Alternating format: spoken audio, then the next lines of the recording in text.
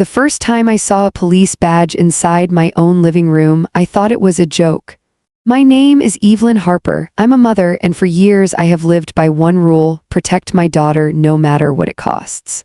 That's why when my daughter Mia turned 16, I wanted her birthday to be special, safe, bright, and far away from old pain. So I took her to Australia. We chose Sydney because Mia had always dreamed of seeing the ocean that looked too blue to be real. She wanted pictures by the Opera House, a slice of birthday cake with candles, and one full day where nobody argued about money, custody, or the past.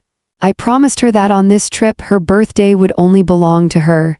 For a few days, it worked. We ate ice cream near the harbor. We laughed at street performers. We watched Mia's eyes light up when she saw fireworks over the water. On her birthday night, she hugged me and whispered, "Mom, I feel normal here." That sentence made my heart both happy and sad, because a 16-year-old should not have to travel across the world to feel normal. If you like stories where one moment flips everything, hit subscribe, because what happened when we came home turned our lives into a courtroom nightmare. When our flight landed back home, I expected the usual. Tired feet, messy suitcases, a quiet ride home, and my husband Daniel waiting at the door with a warm smile.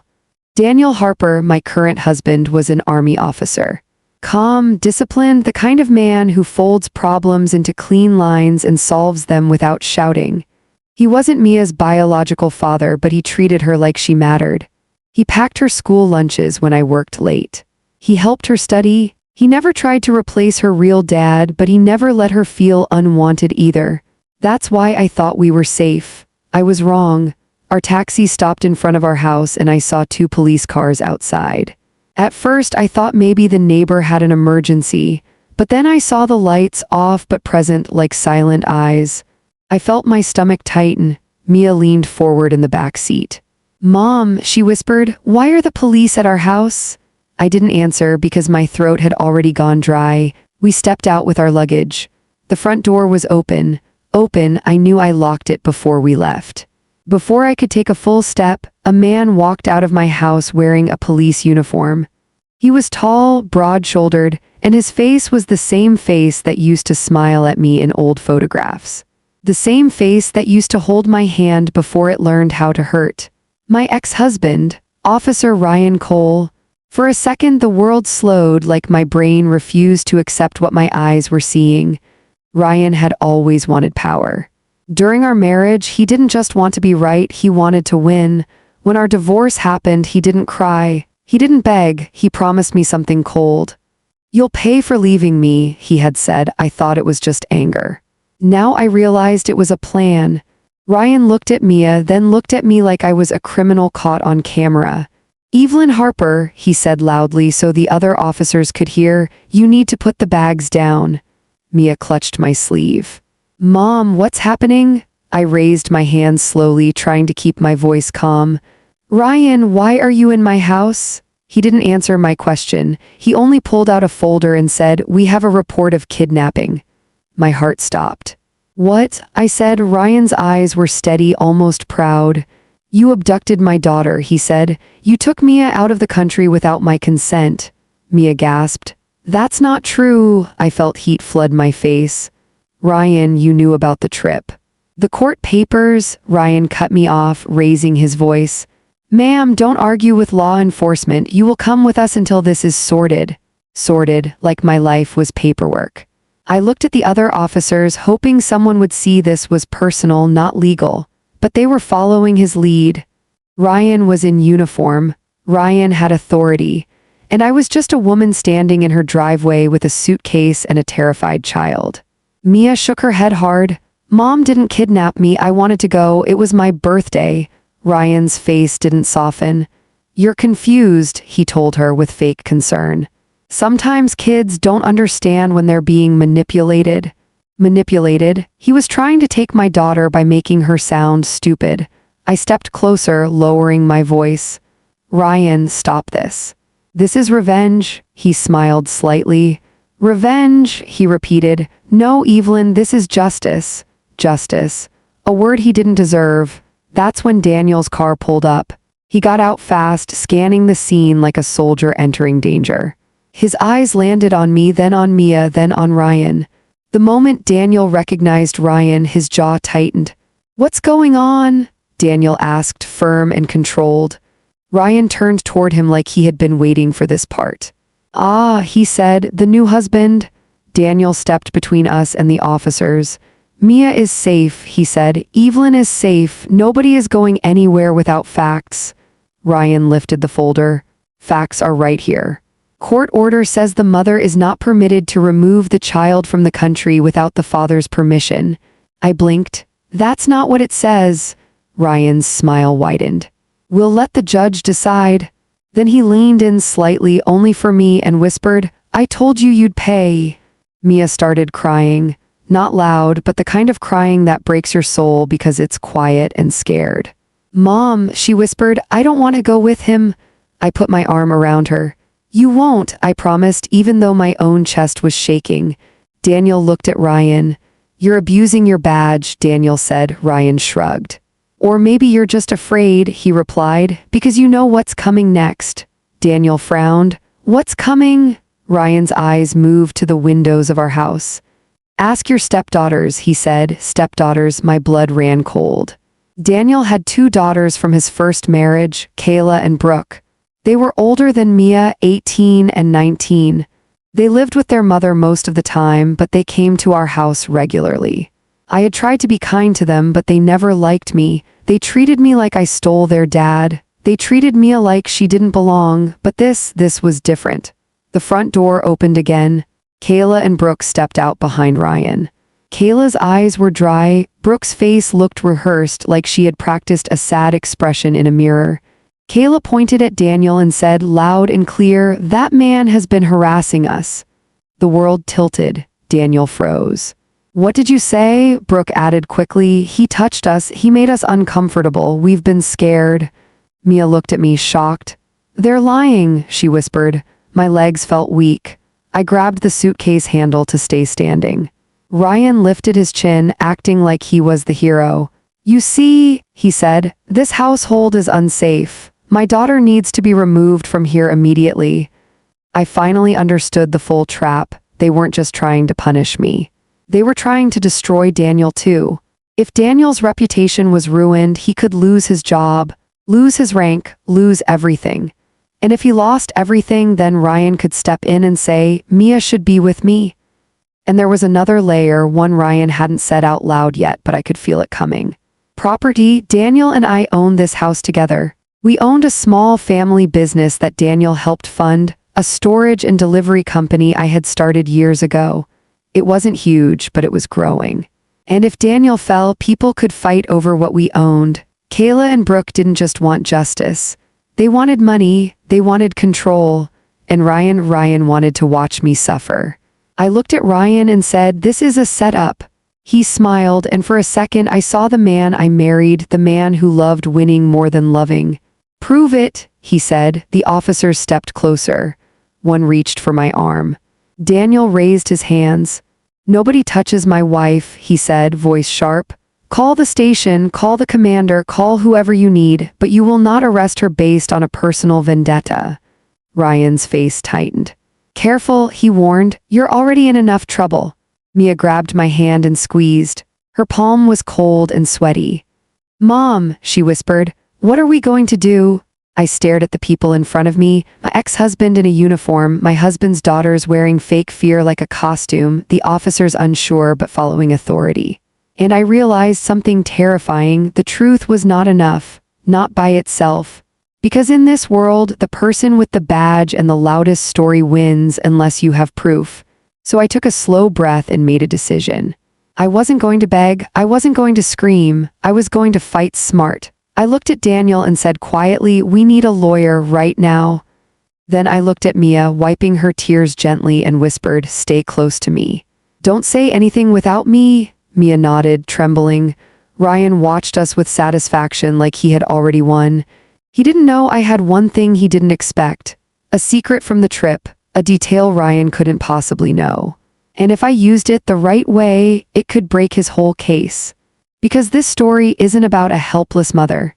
It's about what happens when a woman realizes the people trying to destroy her have forgotten one simple rule. A mother who is protecting her child will become the most dangerous person in the room.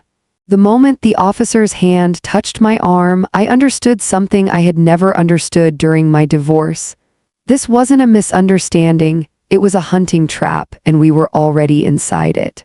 My heart pounded so hard it felt like it might crack my ribs, but I forced my voice to stay steady. "Do not touch me," I said, not yelling, not begging, just clear. "I'm cooperating. But you will not drag me like a criminal in front of my child." Ryan Cole smiled like he loved hearing my voice shake. He loved fear, he always had. Daniel stepped forward, calm but dangerous in that quiet military way. "Officer," he said to the man holding my arm, "step back. You are escalating a situation with a minor present." The officer hesitated. He glanced at Ryan. Ryan's uniform carried weight. In that driveway, Ryan's lie was louder than my truth. Ryan lifted his folder like a weapon. "Evelyn Harper is suspected of kidnapping," he announced again. Then he turned to Daniel as if he was talking to the whole world. "And you, Captain Harper, are now being accused of harassment by 2 young women." Kayla and Brooke stood near the door, shoulders pressed together, eyes dry. Their faces looked almost proud, like they were performing something they'd rehearsed. Kayla kept her chin high. Brooke kept wiping at an imaginary tear that never actually fell. Mia clutched my hand so tight my fingers hurt. "Mom," she whispered, "please don't let him take me." I bent down slightly, close enough for her to hear only me. "Nobody is taking you," I whispered back. "Stay behind me, keep your eyes on me, do not talk to Ryan alone, do you understand?" Mia nodded fast, her lips trembled. She was 16, but in that moment she looked 8. If you've ever watched someone try to steal your child with a lie, hit subscribe. Because what I do next is the difference between losing everything and turning the trap back on the hunter. Daniel pulled his phone out and stepped a few feet away. He spoke quietly but clearly. "I'm calling legal counsel," he said, "and I'm calling my command." Ryan's smile faded for the first time. "You think your uniform protects you?" he asked. Daniel looked straight at him.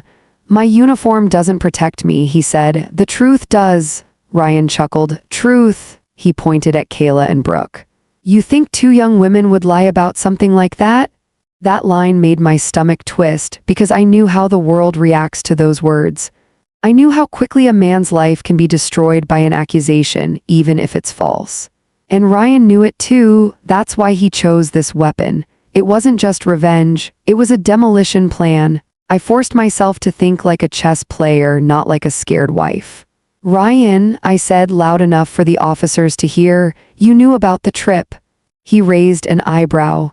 "No, I didn't." I reached into my purse with slow hands so nobody could claim I was reaching for something dangerous.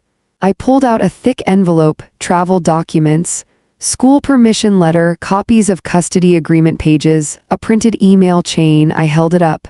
"You were notified," I said. "You replied." Ryan's eyes flickered. "Only a flicker, but I caught it." "That's fake," he said quickly. One of the officers stepped closer. "Ma'am, can we see that?" I handed it to him. He began scanning pages. His face stayed neutral, but he slowed down at the email printout.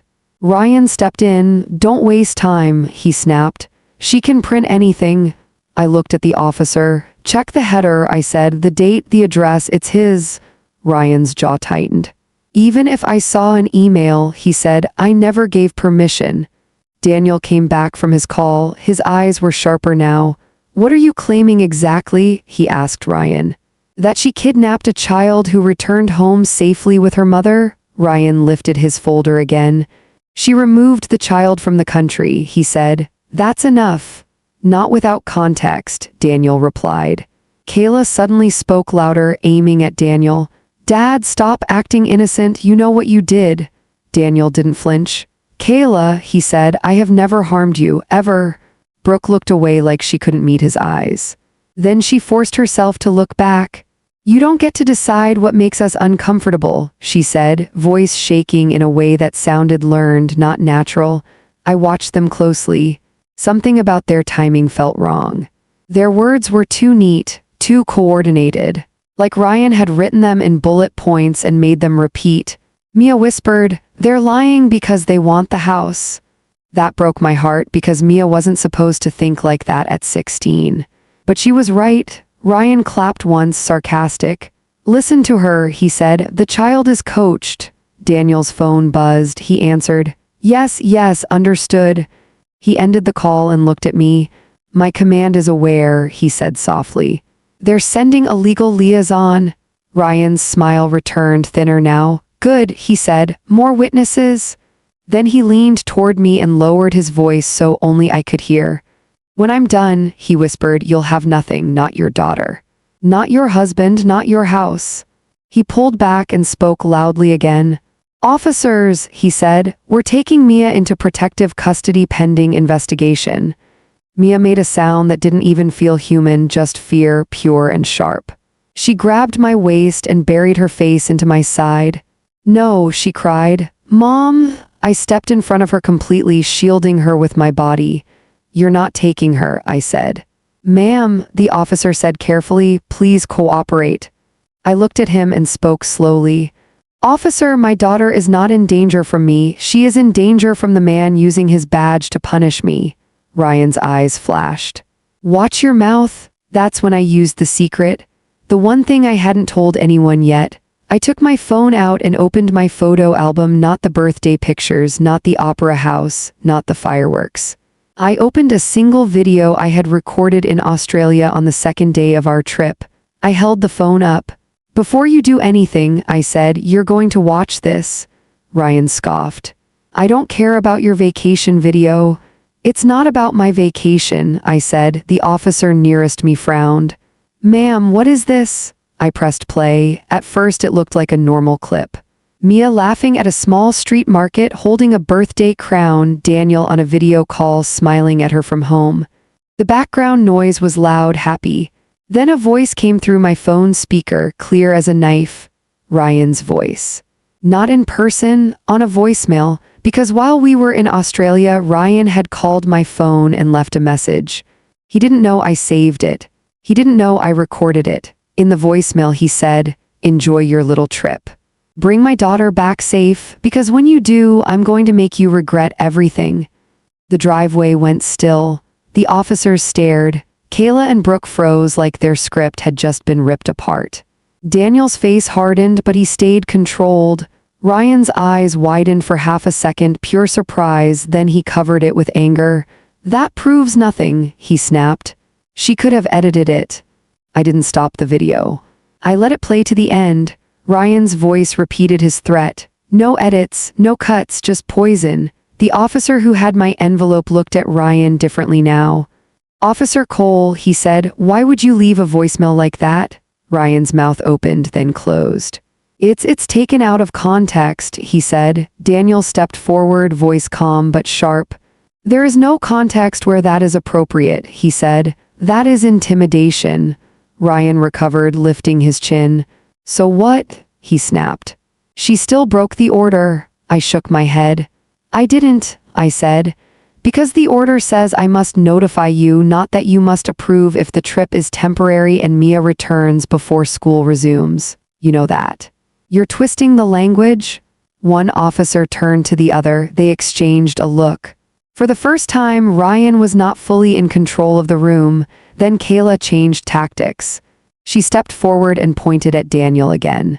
"You're all distracted," she said. "What about what he did to us?" Daniel didn't raise his voice. "Kayla," he said, "I want a lawyer present before this goes any further. And I want official statements, not driveway accusations." Ryan quickly jumped back into the driver's seat of the situation. "Fine," he said. "We'll do it officially, take them in." One officer hesitated. "Sir," Ryan snapped, "now." And that's when something else happened, something Ryan didn't plan. A car pulled up behind the police vehicles. A woman stepped out in a neat suit, holding a badge on a chain. Another man stepped out behind her with a folder, the legal liaison from Daniel's command. The woman introduced herself calmly. "I'm Lieutenant Morales, Legal Affairs. I'm here on behalf of Captain Daniel Harper." Ryan's face tightened like someone had squeezed his throat. Morales looked around, taking in Mia's tears, my shaking hands, Daniel's controlled posture, Ryan's smug stance. "What is the nature of this incident?" she asked. Ryan forced a professional tone. "Domestic matter. Custody violation and harassment allegations." Morales raised an eyebrow. "Harassment allegations involving the captain?" She looked at Kayla and Brooke. "Are you both making a formal complaint?" Kayla nodded fast. Brooke nodded slower. Morales didn't argue, she didn't accuse, she just said, "Then we will do this by procedure, separate interviews, written statements, immediate legal representation for all parties. And until then, nobody is taken anywhere based on informal claims." Ryan stepped toward her. "This is my case," he said. Morales met his eyes. "And this is my officer," she replied. "You may be a police officer, Officer Cole, but you are also personally involved as the ex-husband. That is a conflict of interest." The driveway went silent again, heavier this time. Ryan's face flushed. "You can't." "I can," Morales said calmly. "And I just did." One of the other officers, looking relieved, said quietly, "We should transfer supervisory control to a neutral party." Ryan looked like he wanted to shout, but he couldn't, not without showing his anger. Mia whispered, "Mom, is it over?" I squeezed her hand. "Not over," I whispered back. "But we stopped him from winning today." Morales turned to me. "Ma'am, do you have legal counsel?" Daniel answered, "We do now." I looked at Ryan. His eyes were still cold, but now there was something else behind them. Fear, because his trap had a crack. And once a trap cracks, the hunter starts panicking. As the officers began separating everyone for statements, Ryan leaned close one last time, voice low and nasty. "This isn't finished," he whispered. "I'll take her in court." I looked him dead in the eye. "Then we'll go to court," I said. "And this time, everyone will see what you really are." If you're still with me, subscribe, because part 3 is where the lies get tested under real pressure and we discover the most shocking thing of all. Ryan didn't build this trap alone. The first lie always sounds confident. The second starts to shake. By the third, even the liar forgets which version is real.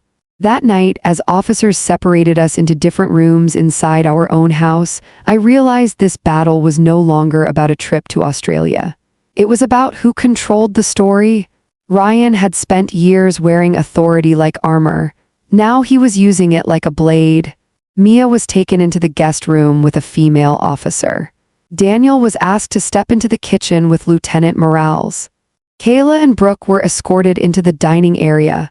And I was led into my bedroom, the same room where I used to fold laundry and read bedtime stories, now turned into an interview chamber.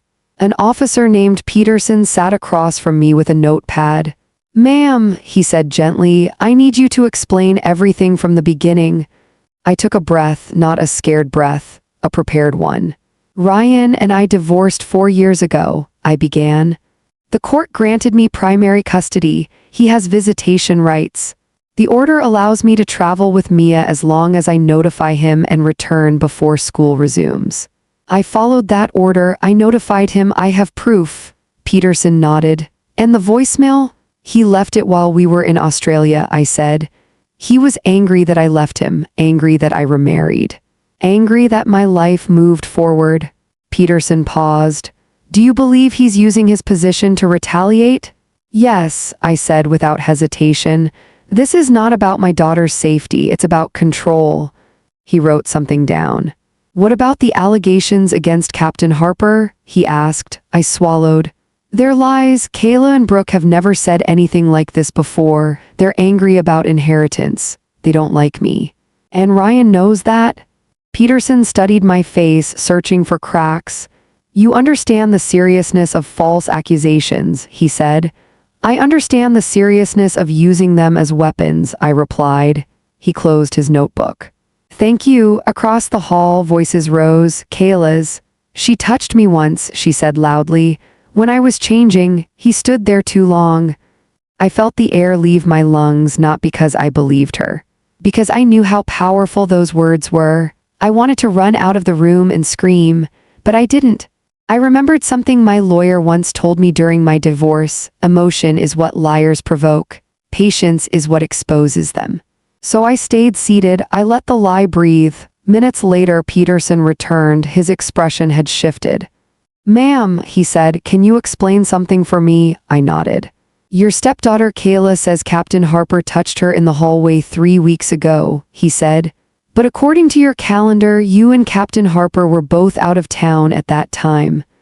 I lifted my eyes.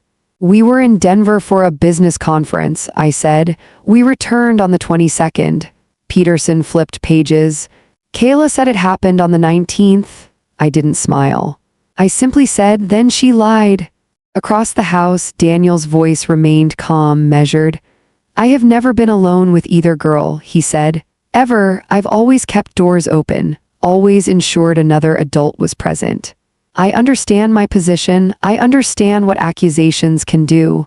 Morales responded, "You're aware these claims could end your career." "Yes," Daniel said, "which is why I would never risk it." In the dining room, Brooke's voice wavered.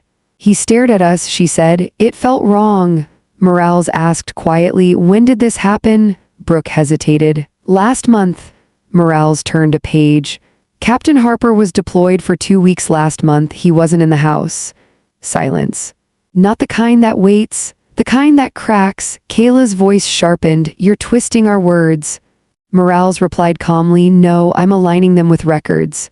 Ryan stood in the hallway, arms crossed, jaw tight. He was watching control slip like sand through fingers. I could almost hear his thoughts. "Stick to the story, push harder, that's what liars do. They don't retreat, they double down." Ryan stepped into the dining room. "Trauma doesn't follow calendars," he snapped. "Victims misremember dates." Morales met his eyes. "Trauma doesn't invent deployments," she replied. Kayla's voice rose.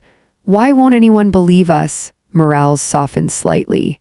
"We are listening, but listening does not mean suspending logic." Ryan turned toward Daniel. "You see," he said loudly, "they're protecting their own." Daniel remained still. "I've given them no reason to," he said. Ryan scoffed.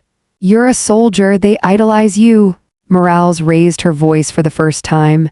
"Enough, Officer Cole, you will not interfere with these interviews." Ryan clenched his fists. "This is my family," Morales responded, "and this is not your courtroom." I sat on the bed, hands folded, heart pounding, not with fear but with anticipation.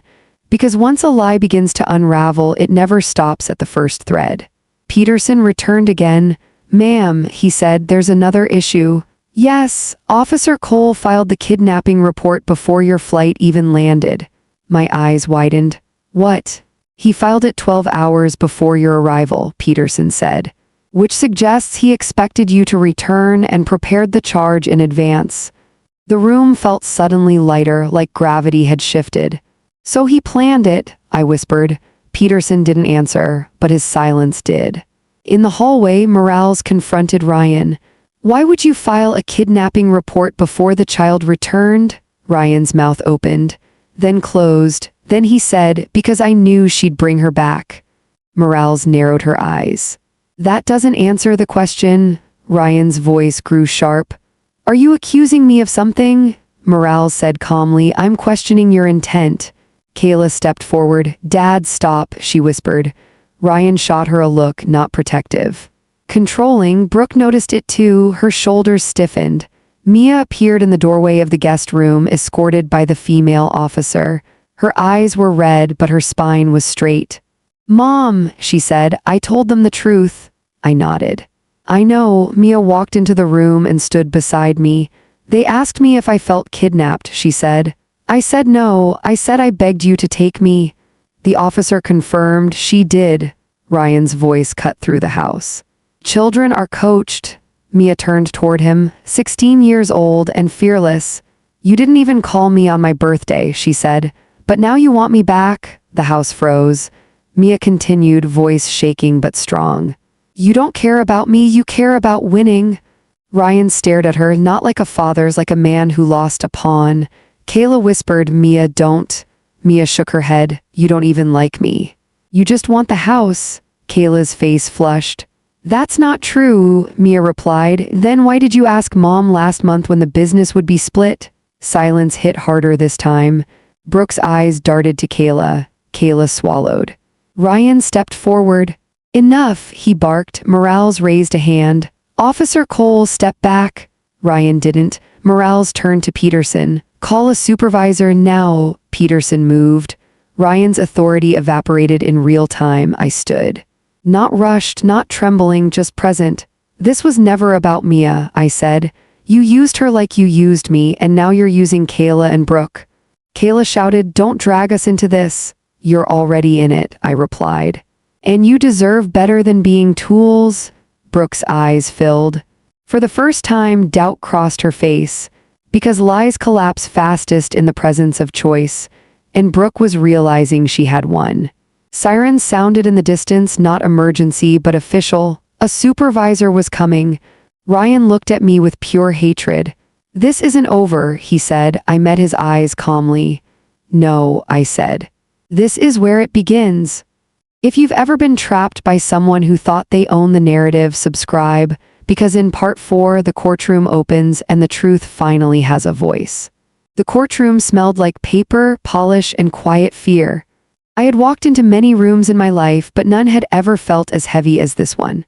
Wooden benches, flags on the wall, a raised platform where a judge would soon sit and decide whether my daughter stayed with me or became a prize in my ex-husband's war. Mia sat beside me, her fingers wrapped around mine. Daniel sat on my other side, calm on the outside, tense on the inside. I could feel his strength, but I could also feel the danger. One wrong sentence, one false step, and everything he had built in his career could collapse. Across the room sat Ryan. He looked comfortable, too comfortable. In his uniform, posture straight, face neutral, he looked like the hero of a story he had written himself. Beside him sat Kayla and Brooke, their eyes moving nervously between the floor and the judge's bench.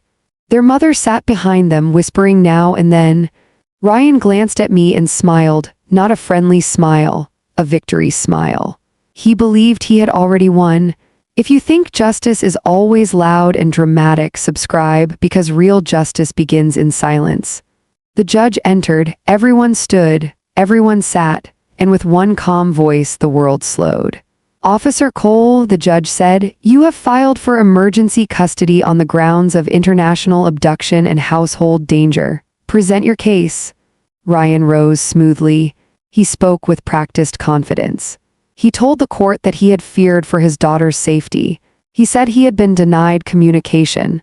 He said I had secretly removed Mia from the country. He described Daniel as a dangerous influence. He pointed toward Kayla and Brooke and said, these young women have been harmed.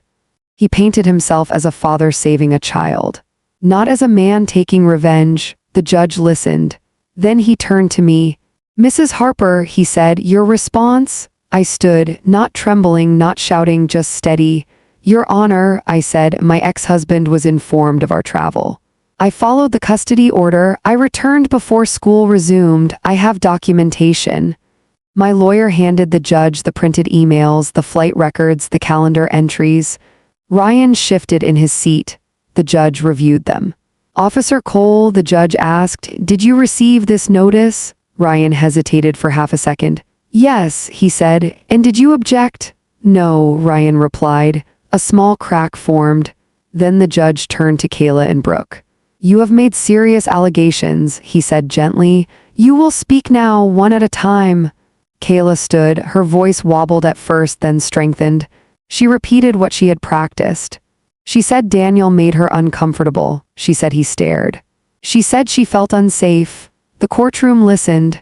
Then the judge asked, when did this occur? Kayla named a date. Daniel's lawyer stood. Your Honor, Captain Harper was deployed on that date. Here are military travel records. The judge examined them. Kayla's face flushed. Brooke stood next. She repeated a similar story, different words, same theme. The judge asked, when did this happen? Brooke named a time. Daniel's lawyer spoke again. Captain Harper was attending a certified training in another state that week. Here are the records. Brooke swallowed. Ryan leaned forward. Your Honor, trauma does not follow schedules. The judge looked at him calmly. But lies do. The room froze. Then the judge turned to me. Mrs. Harper, he said, you mentioned a voicemail. I nodded. My lawyer played it. Ryan's voice filled the courtroom. "Enjoy your little trip, bring my daughter back safe. Because when you do, I'm going to make you regret everything." The sound echoed. Kayla flinched. Brooke's eyes widened. The judge stared at Ryan. "Officer Cole," he said slowly, "why would a concerned father leave a message like that?" Ryan opened his mouth. No answer came. The judge continued, "And why did you file a kidnapping report 12 hours before the child returned?" Ryan's voice tightened. You anticipated your revenge," the judge interrupted. A murmur ran through the courtroom. For the first time, Ryan looked uncertain, then something unexpected happened. Brooke stood again. "Your Honor," she said quietly. Everyone turned. Her hands shook. I lied." Kayla snapped her head toward her. Brooke's eyes filled. "I'm sorry, I was scared. Dad said if we didn't help, he'd cut us out. He said we'd lose everything." Ryan stood. "Sit down." The judge raised a hand. "Officer Cole, you will not speak." Brooke continued, voice trembling. "Captain Harper never touched me. He never even raised his voice at me. We wanted the house. We wanted the business. We thought if he fell, we'd get it." Kayla stared at the floor. Brooke whispered, "I don't want to lie anymore." Silence, heavy, final. The judge leaned forward. "Officer Cole," he said, "you abused your authority. You manipulated your daughters. You attempted to remove a child from a stable home using false claims." Ryan's face hardened. "This is a misunderstanding." "No," the judge said, "this is a pattern." He turned toward me. "Mrs. Harper, you will retain full custody. Officer Cole's visitation is suspended pending psychological evaluation." Mia gasped. I closed my eyes, not to cry, to breathe. The judge then turned to Daniel. "Captain Harper," he said, "the court finds no evidence supporting these allegations. Your record remains clear." Daniel exhaled. For the first time in weeks, his shoulders relaxed. Ryan stood abruptly. "You can't do this." The judge replied calmly, "I just did." Security approached Ryan, not violently, not dramatically, just firmly. Kayla whispered, "Dad, stop." Ryan looked at her. And for the first time, she saw him not as a protector, but as a man who had used her. As he was escorted out, he turned toward me. Hatred burned in his eyes.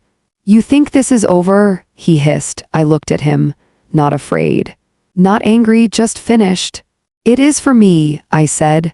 And for the first time since I married him years ago, I walked away from Ryan Cole without fear. Mia wrapped her arms around me. Daniel placed his hand on my shoulder. The world outside the courtroom waited, and this time it was ours. The first thing people don't tell you about winning in court is this: the moment you walk out, your enemy doesn't always disappear.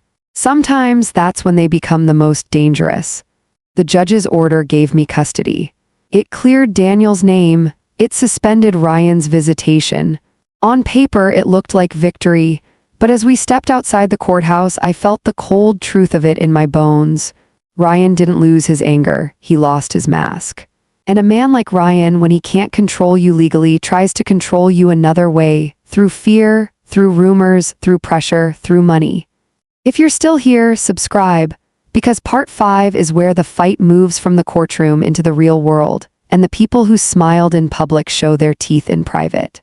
That night, Mia slept in our bed. She didn't say it out loud, but I knew she was scared to be alone. 16 years old, and she still crawled close to me like she was little again. I stroked her hair and whispered, "You're safe." But the truth was, I wasn't sure. Daniel stayed awake at the kitchen table, laptop open, phone nearby. He was calm, but I could see the tension behind his eyes. Soldiers don't panic. They prepare. Around midnight, my phone buzzed. Unknown number, a message. "You won today, enjoy it, you won't keep it." My stomach tightened. I showed Daniel, his jaw clenched. "Don't reply," he said, "save it." Another message came. "You took my daughter from me, I'll take something from you." Mia stirred in the bedroom. I forced my face to stay calm and turned my phone face down. Daniel stood. "We're increasing security," he said. "Cameras, locks. Everything." The next morning, the family business received an audit notice. Not a normal audit, a heavy audit. The kind that arrives when someone wants to choke you with paperwork. Our storage and delivery company wasn't perfect, but it was clean. Still, audits cost time, lawyers, stress. If we made even a tiny mistake in a form, it could become a weapon. Daniel frowned at the letter. "This is Ryan," he said. I nodded. "He can't touch Mia right now, so he's coming for our life." And then the next move hit. 2 days later, Kayla's mother filed a civil claim. She demanded Daniel's share of our house. She demanded access to business assets. She claimed Daniel had promised Kayla and Brooke financial support, and now we were withholding what belongs to them. I sat at the table, reading the papers, feeling rage try to rise like fire. "They're vultures," I whispered. Daniel rubbed his forehead. "They're desperate, and Ryan is feeding that desperation." Mia stood in the doorway, holding a mug. Her voice was small. "Kayla texted me." I looked up. "What did she say?" Mia swallowed. "She said she hates me. She said I ruined everything. She said if I hadn't come back from Australia, Dad would have won." My heart broke for Mia, but I held her hand and said, "People blame the easiest target when they're scared." "That doesn't make it true." Mia nodded, but I saw the hurt in her eyes. That night, Daniel got a call from his command, not angry, concerned. "Captain," the voice said, "a complaint has been filed again, anonymous." Online, Daniel's face stayed neutral. "About what?" "Harassment allegations. It's being circulated in local groups." I felt ice flood my stomach. Even though the court cleared him, rumors move faster than truth. Daniel ended the call and looked at me. "They're trying to keep the stain alive," he said quietly. I clenched my hands. "How do we stop it?" Daniel's eyes sharpened. "We don't just defend. We expose." That word expose felt like turning a key. Because suddenly I remembered something the judge had said. This is a pattern. Patterns leave trails. And Ryan had been making moves for weeks, maybe months. He didn't build this trap in one night. He planned it. Which meant there had to be messages, calls, payments, conversations, pressure, proof. We met our lawyer again. This time we didn't walk in asking, "How do we survive?" We walked in asking, "How do we end him?" The lawyer was careful. "You can't retaliate illegally," she warned. Daniel nodded. "We won't, we'll do it clean." I leaned forward. "We want his pattern documented, his abuse of power, his manipulation, his threats, everything." The lawyer's eyes narrowed. "Do you have evidence beyond the voicemail?" I reached into my bag and placed my phone on the table. "Threat messages," I said, "and I'm not done." That evening, I did something I never thought I'd do. I called Ryan, not to beg. Not to argue, to let him talk. He answered immediately like he had been waiting. "What do you want?" He snapped. I made my voice soft, shaky. "Ryan, why are you doing this?" He laughed. "You know why." "I don't," I whispered. "I just want peace." He paused, then spoke like he was teaching me a lesson. "Peace is for people who stay in their place, Evelyn." There it was again, control. "I didn't take Mia from you," I said. "She loves you." She's scared." Ryan's voice grew colder. "Good, let her be scared. Fear makes people listen." My throat tightened, but I kept my voice low. "Please stop." He breathed out slowly. "You want me to stop? Fine. Give me what I want." I whispered, "What do you want?" "The house," he said instantly. "The business, half of everything Daniel owns, and you'll sign a new custody agreement." I held the phone away slightly so Daniel and the lawyer beside me could hear. We were recording this call legally under our state's rules with counsel present. I asked softly, "And if I don't?" Ryan's voice sharpened like a blade. "Then I'll burn your life down piece by piece. I'll destroy Daniel's career. I'll make Mia hate you. I'll make you wish you never left me." I stayed silent for 2 seconds to let his words hang. Then I whispered, "Okay." Ryan's breathing changed. "Okay, yes," I said softly, pretending defeat. "Tell me where to sign." He gave an address, "A private meeting tomorrow night." Daniel's eyes met mine, calm, focused. The lawyer whispered, "This is it." Because now we had him not just threatening, not just angry, blackmailing. And that is a different kind of crime. The next day, Daniel arranged a plan with his legal liaison and a neutral police supervisor. Everything was clean, documented, and official. No sneaky moves, no revenge that breaks rules. Just the truth wrapped in procedure waiting like a net. Mia didn't know every detail. We didn't want her carrying adult war in her chest, but she knew enough to understand one thing: her mother was not giving up. That evening before we left, Mia hugged me tight. "Mom," she whispered, "what if he hurts you?" I kissed her forehead. "He won't," I promised, "because tonight he walks into his own trap." And while the sun went down, Ryan Cole sat somewhere thinking he was about to win money, property, and control. He didn't know that tomorrow he wouldn't be bargaining anymore. He would be explaining to the people who don't care about his badge, to the people who only care about evidence. And in part 6, the final part, you'll hear the moment his voice finally breaks, not because we attacked him, but because he attacked himself with his own words. Ryan arrived at the address he gave me with the confidence of a man who believed the world still bent in his direction. It was a quiet office building near the edge of the city. Nothing dramatic. Just a place where contracts were signed and futures were sold. He thought I was coming alone. He thought I was afraid. He thought I had finally accepted my place. He was wrong about everything. I walked in carrying a simple folder. No guards, no cameras in sight, no drama, just me. Ryan was already seated at a table. He didn't stand. He didn't smile. "You're late," he said. I closed the door behind me. "You wanted the house," I said. "You wanted the business. You wanted control." He leaned back. "I want what should have been mine if you hadn't ruined everything." I sat across from him. "You used your daughters," I said calmly. "You used your badge, you used my child. And now you want me to reward you?" He smirked. "You think this is about fairness?" I slid the folder toward him. Inside were blank papers. He frowned. "Where's the agreement?" "You haven't earned it yet," I said. His eyes hardened. "Don't play games." I looked at him. "Tell me something, Ryan. Did you ever love me, or was I just something you owned?" He laughed. "Love is for people who don't understand power." That sentence hung in the air like a confession.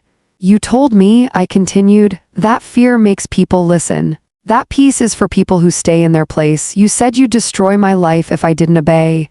Ryan leaned forward. "And I meant every word." I nodded slowly. "Say it again." He hesitated. "Say it," I repeated. He rolled his eyes. "You're pathetic." I stood, and that's when the door opened. Lieutenant Morales stepped in. Behind her came a neutral affairs officer, then our lawyer. Then a recorder was placed gently on the table. Ryan's face drained. "What is this?" he snapped. Morales spoke calmly. "Officer Ryan Cole, you are under internal investigation for abuse of authority, intimidation, and extortion." Ryan shot to his feet.